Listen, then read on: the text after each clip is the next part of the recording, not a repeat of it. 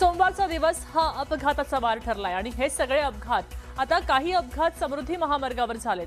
बुलढाण्याजवळ मेहकर जवळच्या पिंपरी माळी गावाजवळ खासगी बसचा भीषण अपघात झाला आणि या अपघातामध्ये 25 प्रवासी जखमी झालेले आहेत।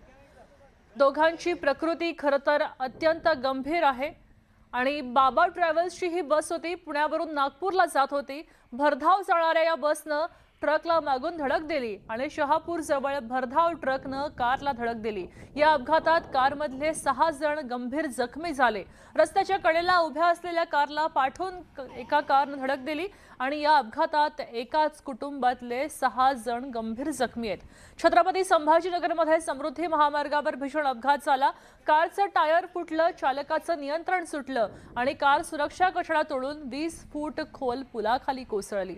लासूर स्थानकाजवळच्या डोणगाव परिसरात हा अपघात झाला आणि या भीषण अपघातात एका महिलेसह एका अल्पवयीन मुलीचा जागीच मृत्यू झाला। 5 जण गंभीर झालेले आहेत।